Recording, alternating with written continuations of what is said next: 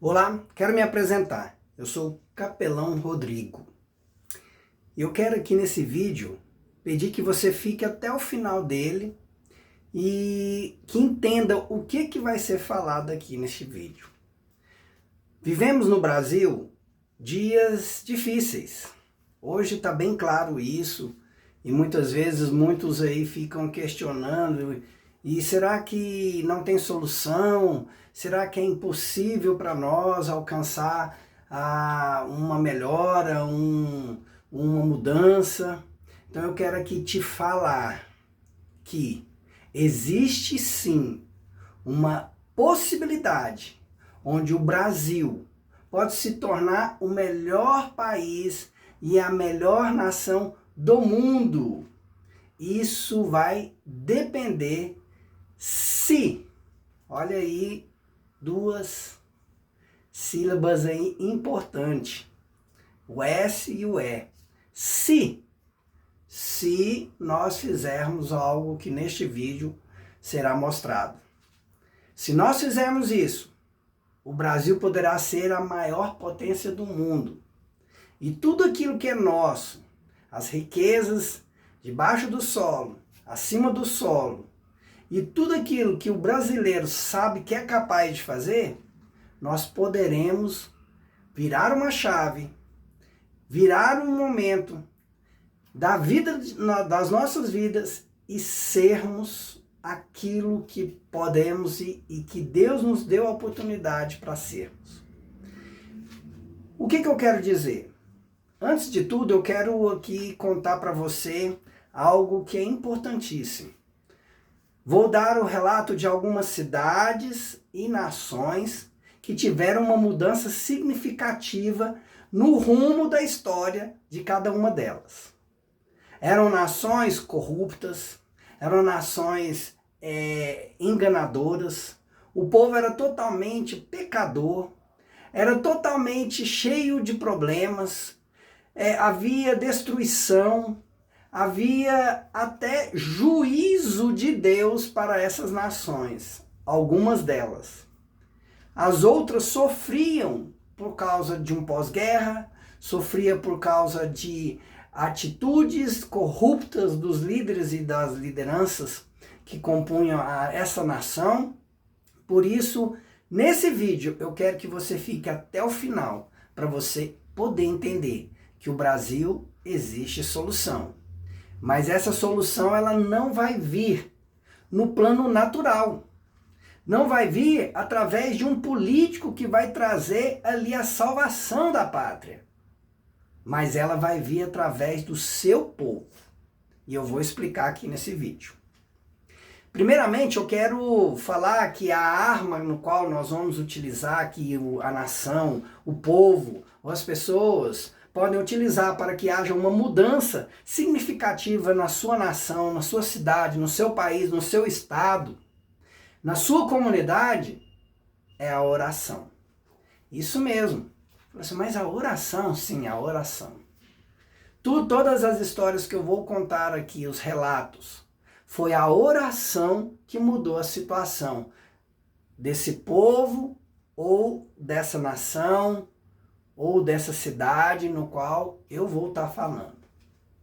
Por isso, já que é oração, eu quero com você convocar para que nós façamos uma oração breve do que é que nós precisamos entender. Feche os seus olhos. Senhor Deus e Pai, eu quero te agradecer por cada pessoa que está ouvindo e assistindo esse vídeo.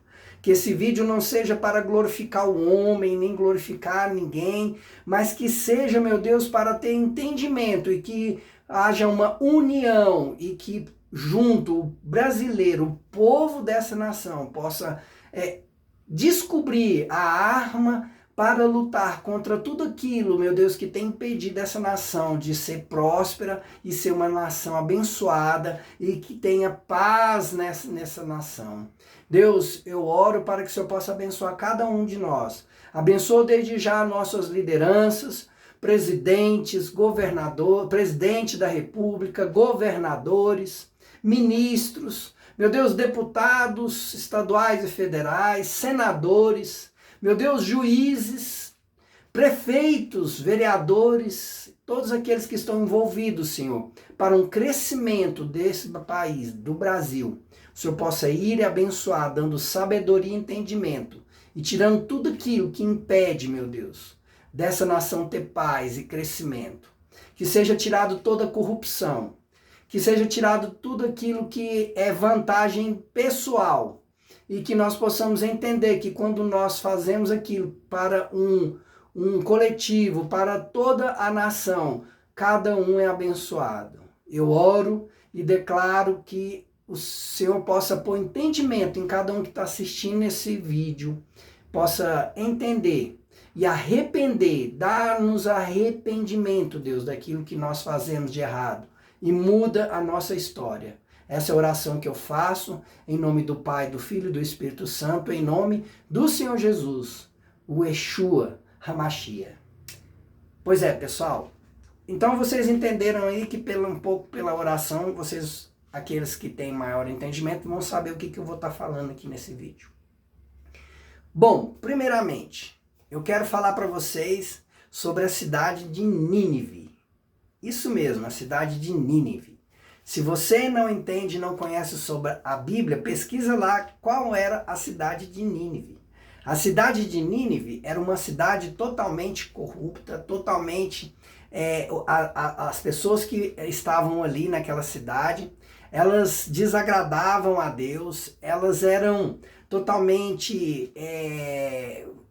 estavam céticas, não estavam acreditando naquilo que Deus, né, que existe um Deus que pode fazer e mudar a situação, e Deus decidiu destruir essa cidade por causa da maldade que existia ali naquele povo. Mas para isso, ele enviou um profeta para avisar. Deus é tão bom e tão misericordioso que ele dá uma oportunidade para que aquela nação, ou aquela cidade, aquele povo possa ter uma mudança.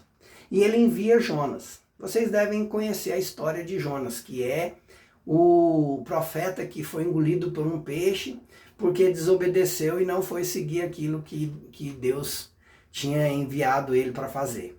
Até que quando Jonas vai e chega até ali naquela região e acaba parando na cidade de Nínive, não tem como ele fugir mais, mas sim chegar até aquele povo e falar do que Deus vai fazer e que aquele povo se arrependesse daquela maldade deles. Porque o profeta tinha medo. Ele tinha um medo de chegar lá e matarem ele, fazer maldade com ele. Mas ele acaba que tem que fazer isso e acaba chegando em Nínive e de uma maneira até sobrenatural, e ele tem ali que falar. E é por susto, né, dele, e o que ele não esperava é que aquele povo de Nínive, eles ouvem o profeta, eles se arrependem, eles mudam de vida e Deus decide não destruir a cidade de Nínive. Bom, aí está um caso de que o povo entendeu que precisava arrepender dos seus pecados, da maldade. Maldade é pecado, irmãos. Então, quando a gente fala de pecado, é maldade, é corrupção, é levar vantagem, é passar a perna no irmão, vai fazer negócio, eu tenho que levar a melhor vantagem em tudo.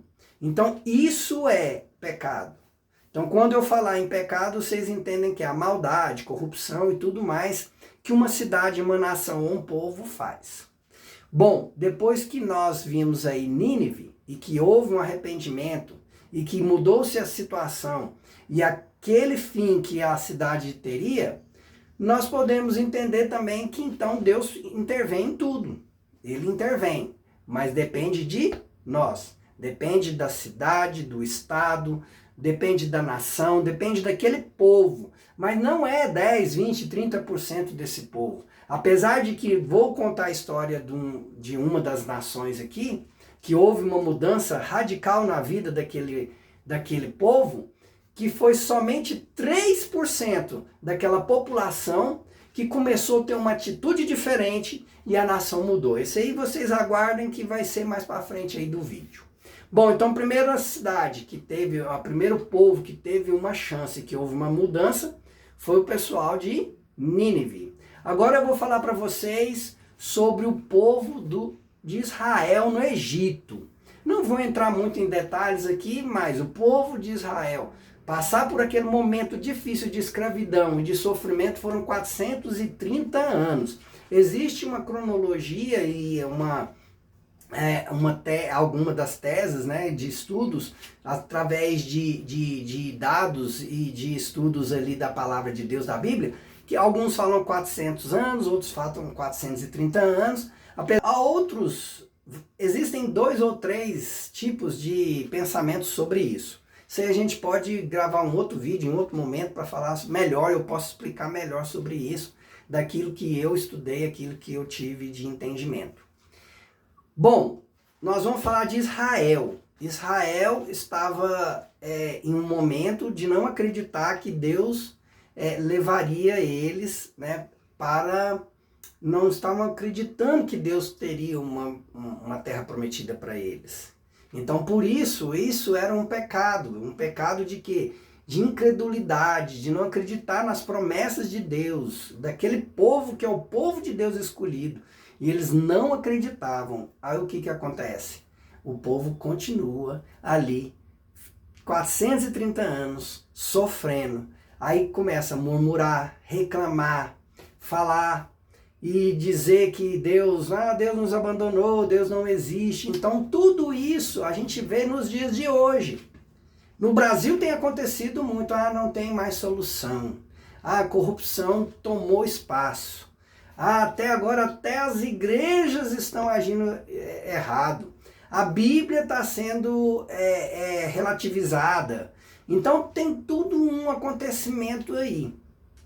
O que aconteceu? O povo de Deus, ali no momento de Moisés, você pode ver que existe um capítulo e um versículo que fala que o povo clamou, o povo houve um clamor, aí o povo clamou, aí foi quando Deus falou com Moisés lá no deserto, e Moisés veio a chegar em Israel e dizer que Deus tinha uma promessa para tirar o povo e levar o povo.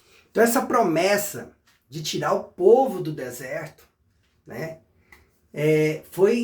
Deus entendeu que o pessoal já estava entendendo que precisava ter um arrependimento, um clamor, e o povo precisava disso. Mas lá na frente, depois a gente observa que o povo fica mais ou menos uma geração, quase 40 anos no deserto, por causa, de novo, da desobediência, de não entender, de murmurar, de querer voltar para aquele velho, a vida, né? Então tudo envolve o quê? A questão de que nós precisamos orar e clamar para que uma nação seja uma nação abençoada, uma nação que tem mudanças, uma nação que venha a ter sucesso e que Deus seja aquele que comanda aquela nação. Outra coisa que eu quero falar para vocês é sobre, o que eu quero falar para vocês é sobre a Coreia do Sul. Isso mesmo, você conhece a história da Coreia do Sul?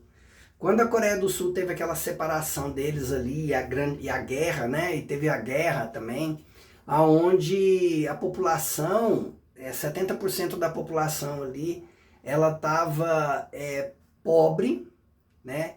Em uma vida totalmente insalubre, e muita favela mesmo, tinha muitos favelados, uma corrupção muito grande entre os líderes, né? Jurídico, executivo, judicial, executivo, legislativo.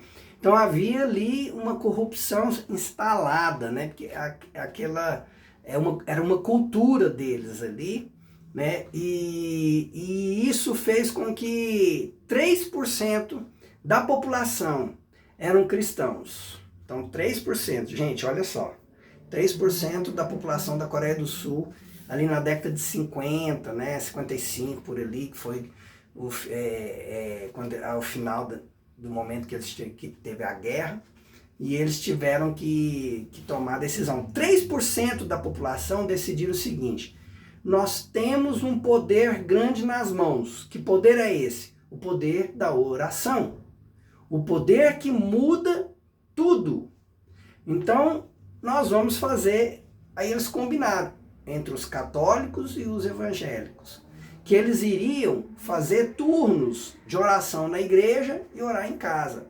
E que eles fizeram um desafio para cada um, que a primeira coisa que eles iam fazer no momento de fazer oração não é orar por eles, não é orar pelos pedidos pessoais, nem pelos pedidos da família, mas orar pela nação, pelo país deles.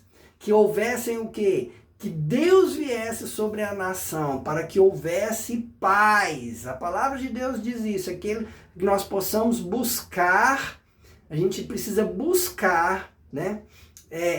Nós precisamos buscar líderes, para que Deus constitua líderes e poderosos, bons e honestos, para que venham trazer paz sobre a nação. Então eles fizeram isso, eles começaram a orar. Então a primeira coisa que eles faziam era: nós vamos orar pela nossa nação. Senhor, abençoa a nossa nação. Deus abençoa a nossa liderança. Coloca pessoas ali que são, meu Deus, direcionadas pelo Senhor. Deus, que o Senhor possa abençoar esse país. Tira esse país da situação que está. Depois que oravam por isso, eles faziam o quê? Eles não murmuravam. Não vamos reclamar de nenhuma liderança. Não vamos reclamar de ninguém. Não vamos reclamar de ninguém mesmo. Não é só assim, houve... Não, eles não reclamaram. Eles não reclamaram, eles oraram pela nação. E, gente, em 7 anos, eles mudaram a situação deles, em questão de favela. Em 7 anos já não existia favela mais. E em 30 anos, né? Uma geração, então 7 mais 30, 37, uma geração. Em uma geração eles mudaram radicalmente. A Coreia do Sul mudou ali radicalmente por causa de oração.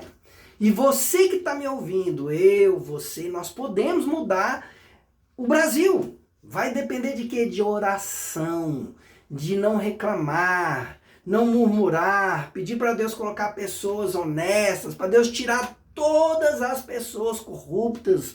Ele que vai fazer. Não é nossa força, não somos nós. E outra coisa, não incredulidade. A gente não acreditar que vai acontecer. Nós precisamos crer que vai acontecer. Acreditar que vai dar certo e que Deus vai fazer. Mas a nossa função, a nossa arma é a oração. É declarar essa oração para todos aqueles que precisam e que têm autoridade, que têm o poder nas mãos de mudar. Por que não? Converter, né? Converter suas ações, mudar suas atitudes, os seus pensamentos. Essa nação, o Brasil, é do Senhor, e para isso nós precisamos lutar por ela. E a nossa luta não é contra carne ou sangue, não é contra principados, mas é contra principados, potestades e dominadores deste mundo tenebroso. Não é contra pessoas. As pessoas estão sendo influenciadas por espíritos, para quem acredita nessa questão, de entidades e espíritos malignos. E nem estão sabendo muitas vezes. Alguns acham até que não existe isso. Nós precisamos entender que é o poder da oração que vai mudar essa situação. Então, eu quero dizer para você que lá aqui no YouTube tem um vídeo da coreana, eu vou falar o nome dela aqui, que é Jina Yoon-hin-sun. Ela lá fala isso que eu estou falando melhor sobre a questão da Coreia do Sul. E que ela fala que o Brasil precisa tomar uma atitude, que nós precisamos tomar uma atitude, e que essa atitude deve ser em oração. Olha só como que foi. A estratégia dos cristãos lá mudaram radicalmente a Coreia do Sul. Eu quero que você entenda através desse vídeo que o poder da oração é que muda as circunstâncias. Então que você entenda que é o poder da oração que vai mudar o Brasil. Deus abençoe.